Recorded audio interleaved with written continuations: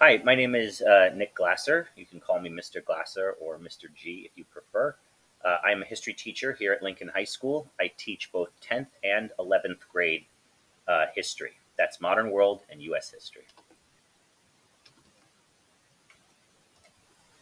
Who was I before the pandemic? I was an American service member. I joined the United States Air Force when I was 17 years old, and I served 5 years overseas. In fact, I worked on this plane. This plane right here in the center is a KC 135 Stratotanker. It's a giant flying gas station. That's the way to think of it. It uses this piece in the back called a boom to refuel other airplanes in flight. So we reduce our speed, they join us, and we're able to pass fuel to them. This is done like it is being done here on these F-15s, so that the planes can continue the mission without having to land and refuel.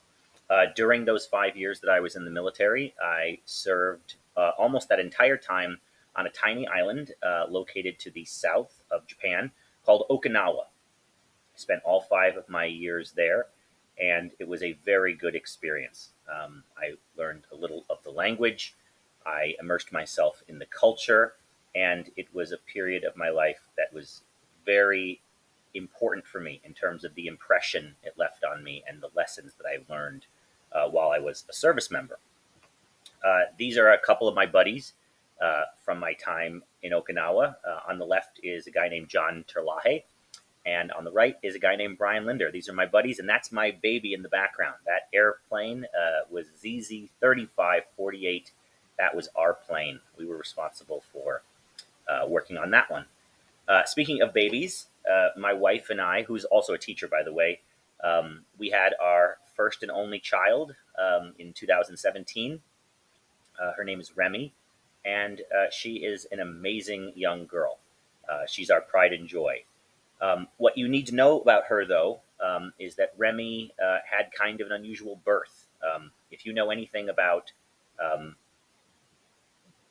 birth, then you probably know that a baby is supposed to gestate inside their mother for around 9 months. But Remy was in a huge hurry to arrive in the world.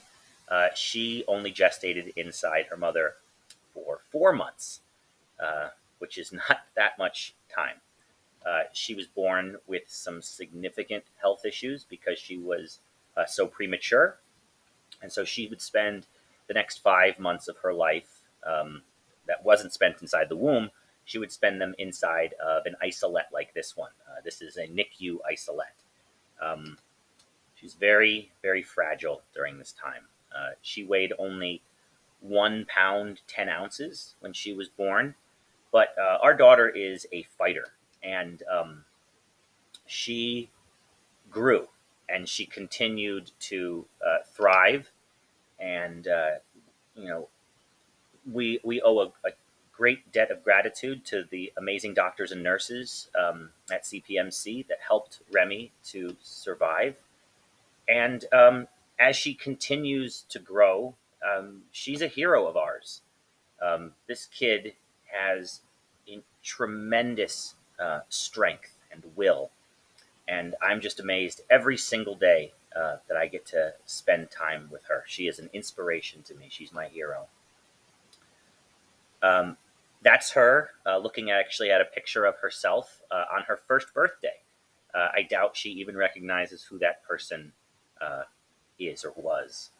Um, our daughter is an amazing, amazing person, and we're very proud of her. And we're just so happy to get to see her um, learning and sharing and growing.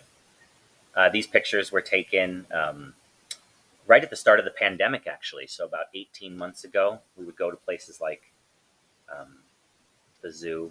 We'd go on little camping trips. That's her again, but she's older now. I mean, she's 4.5 years old. She loves to tell us that she's a big girl now. This is her posing um, in our house for her Caps for Sale book. She loves that book. And during the pandemic, my wife and I would take her on bike rides. That's not her bike. That's my bike. She doesn't quite fit on that one. We would take her on gardening trips, masked, of course. She's an amazing person. I just love spending time with her. At any rate, the next question. What was your experience with distance learning? Describe what it was like for you. I think I can sum that up best by just showing you one picture. This is what it was like for me, students. It wasn't exactly the most fun teaching experience I've ever had. And that's because we recognize as teachers that teaching and learning are relational. They require a rapport, a trust between student and teacher. And it's very difficult to create that rapport, that trust in this environment, the remote learning environment. Cameras are off. Students are really hidden from view um, in all the ways you can imagine, not just physically hidden from view. They're emotionally hidden from view too. I struggled to know my students, and without being able to really know them, it was difficult to reach them. It was difficult to get them what they needed. It was difficult to develop that trust. And that's why I'm so grateful that this is not the experience we're going to start the year with.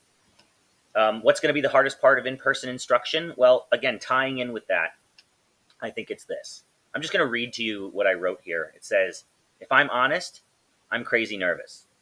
I'm so grateful to be back with all of you, but I'm also worried we're going to wind up being shut down again. I know I have to be flexible and just hope for the best, but my concern, of course, students, is that we're going to find ourselves back in a distance learning environment, and that is not what any of us want. We all know that during the 18 months of the pandemic, there was the typical learning that's supposed to happen in a classroom, right? And then there was COVID learning. Fewer hours of instruction, less rigorous instruction, less debate, less intrigue. And that gap, that learning loss between typical learning and COVID learning, I don't want to go back to that. My job this year, and I hope you'll let me, is to catch you up. It's to re-engage you in this amazing opportunity that we have to learn and share together. And I want to teach you not just about history of 400 years, but I want to teach you about the history of what's happening in our world right now. I want us to be partners in this learning and sharing.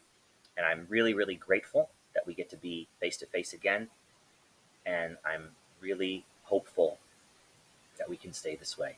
Anyway, thank you very much. I look forward to seeing all of your wonderful presentations as well.